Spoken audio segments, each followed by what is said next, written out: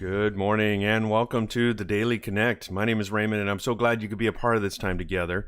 We are looking at God's Word. We're seeing where the Lord is leading us, who the Lord is calling us to be. Today is Friday, and that means it's a weekend of worship, or what I call wow. And I hope you're ready to go into this weekend with worship upon your hearts.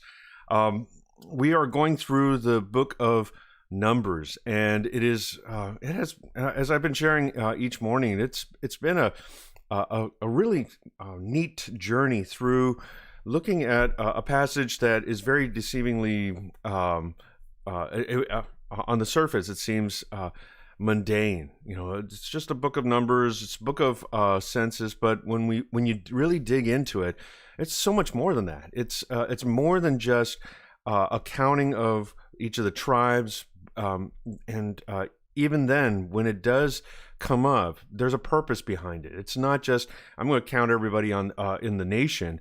It's counting the people that are ready for battle, ready for action.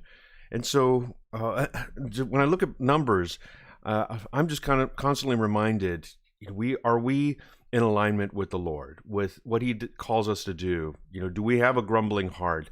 Do we have a complaining heart?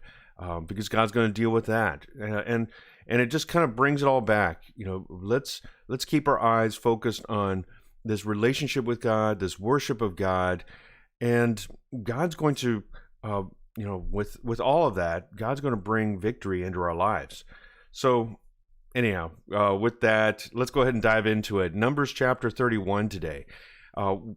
Chapter 31, we're going to divide up into smaller chunks.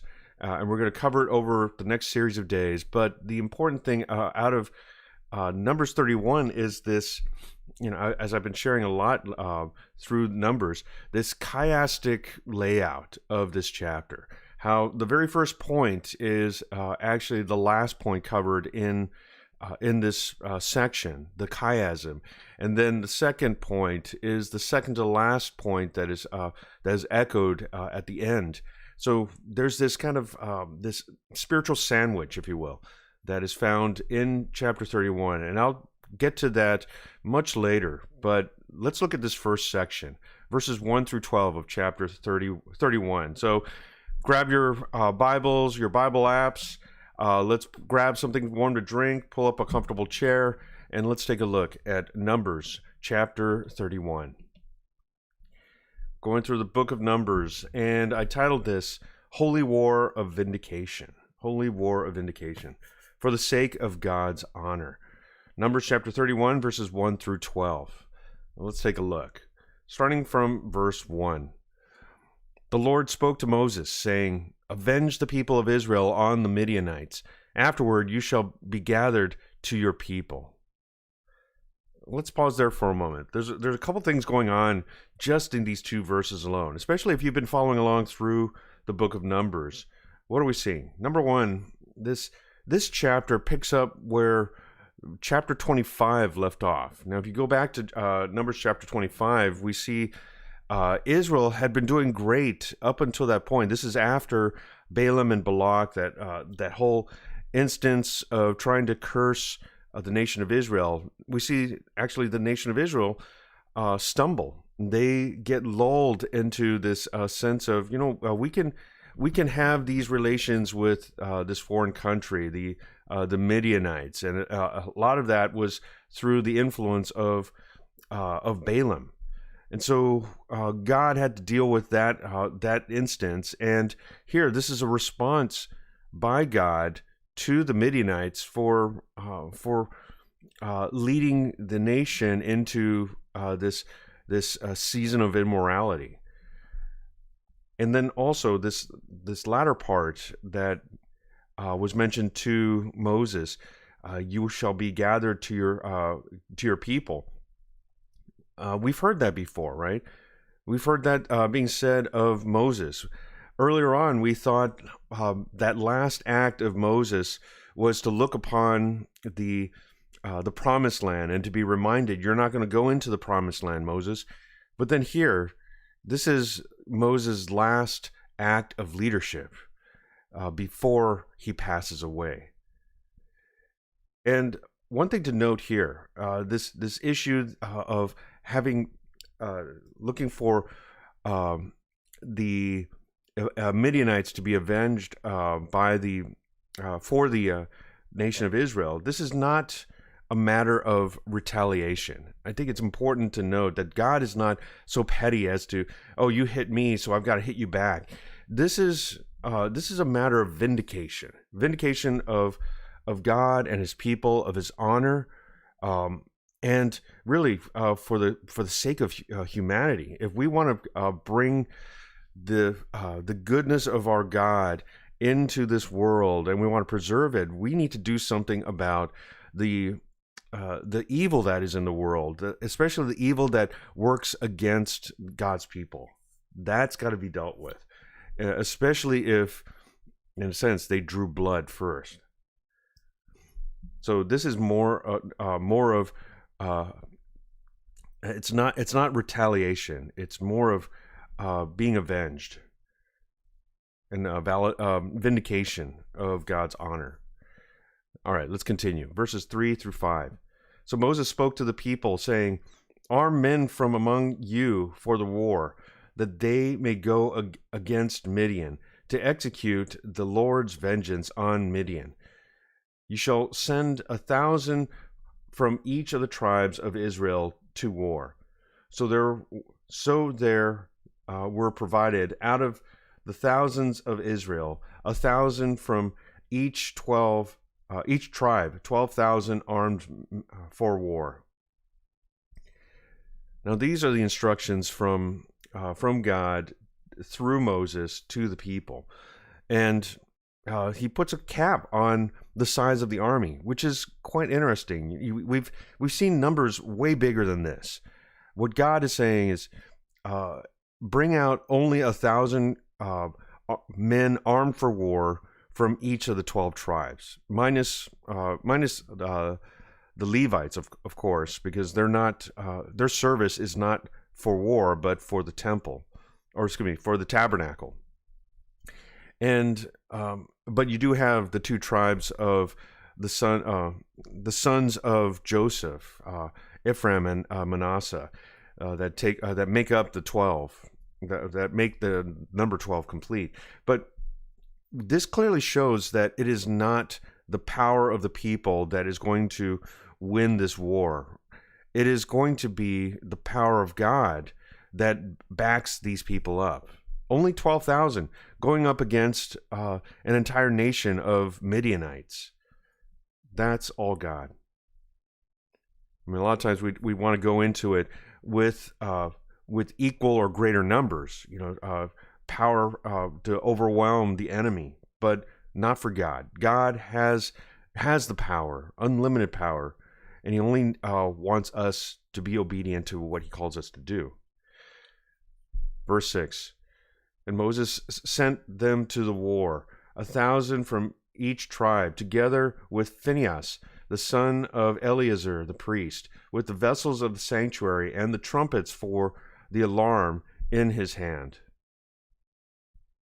Now, this verse ought to be very interesting. Again, we're not all about battling in numbers, overwhelming in numbers. This is more, if nothing else, a spiritual battle. So here, the priestly duties are taken up by Phinehas. And if you recall, Phinehas is the one who is the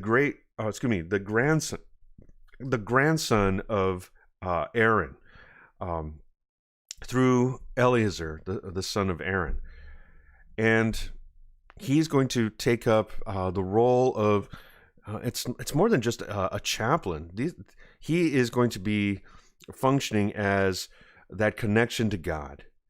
And so it's so important. Again, just as a side note, it's important that in everything that we do we maintain that connection with God.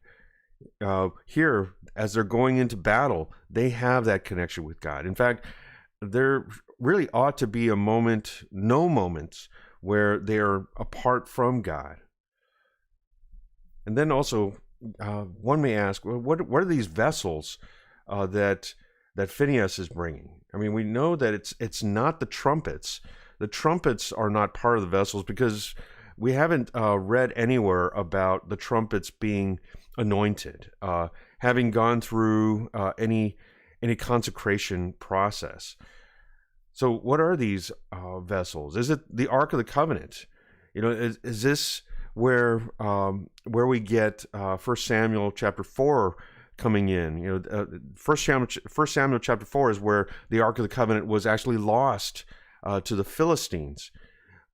But here, we're going up against the Midianites, and could it have been the power or the presence of God being brought into the battlefield? We don't know. It's not explicit, but a lot of people wonder, what are these vessels? It's got to be more than just the utensils being brought from the tent of meeting. But nonetheless, we have Phinehas doing the priestly duties. Verse 7, they warred against Midian as the Lord commanded Moses and killed every male. Now this is the only verse that talks about the actual battle, and it doesn't even go into great detail. It just basically says they warred against Midian, and summarizing the result, every male was killed. And so the nation essentially, it's highlighted here. The nation just obeyed. They obeyed the Lord, going into everything. And as long as they're in full alignment with the Lord, you've got victory on your side, especially and including this holy war that they're going into. Now, this is a holy war that is waged against the Midianites because they have wronged God and the people. So again, this is not retaliation. This is vindication. Also, a lot of scholars have difficulty with this section of that basically says killed every male, because we know that the Midianites would actually persist into the book of Judges, especially when we look at Judges chapter 7. When we talk about Gideon, the Midianites somehow bounce back really fast to the point where their numbers are like the sands of the sea, as described in chapter 7 of Judges. So a lot of scholars are having challenges with this. Were all the males killed off? Or was it just the males that went into battle? Again, it's not clear, but from the eyes of the reader, they would know because they're much closer to that point in history. So let's continue. Verse 8. They killed the kings of Midian and the rest of their slain, Evi, Rechem, Zur, Hur, and Reba, the 5 kings of Midian. And they also killed Balaam, the son of Beor, with the sword. And the people of Israel took captive the women of Midian and their little ones, and they took as plunder all their cattle, their flocks, and all their goods. All their cities in the places where they lived, and all their encampments they burned with fire, and took all the spoil and all the plunder, both of man and of beast. Then they brought the captives and the plunder and the spoil to Moses, and to Eleazar the priest, and to the congregation of the people of Israel, at the camp of the plains of Moab by the Jordan at Jericho.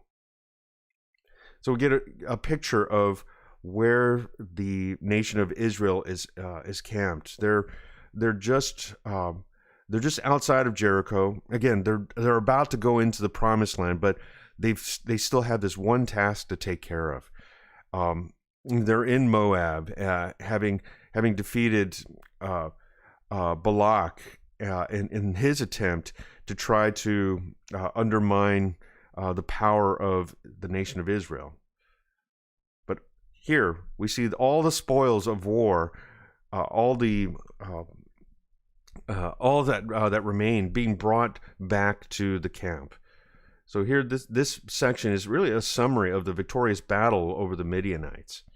The mention of kings here, they're more akin to chieftains. They didn't have kings in the sense that we understand it today, but it's more of, and that's the kind of the broad meaning behind the Hebrew word melech. So it could mean kings, it could mean chieftains. It's highly contextual. Because later, if we look at Joshua chapter 13, they're actually described as princes. But I digress. So it's most likely chieftains that are being talked of here. Now, amongst the names of the chieftains, one may sound familiar: Zur. Zur is once again the chieftain whose daughter is Cosby. And if you remember Cosby is the one that Phinehas, the grandson of Aaron, had speared through one of the Simeonite leaders and the daughter of Zur. And so now you start to see the connection between Phinehas, why he's here and not Eleazar. Phinehas is present, and how this puts an end to what Phinehas had started. Now the death of Zur, the father, is, in a sense, completes that. We also see Balaam was involved in all this. Now it's possible that the last thing that we saw was Balaam making his way back home, but probably along the way he's stopped over and stayed over amongst the Midianites, and probably while he was there, he dropped this idea of having the Midianites partner with the Moabites and introducing this immorality, tempting the nation of Israel. So if you can't beat them, why not subvert them? So this is probably the role of Balaam in all of this.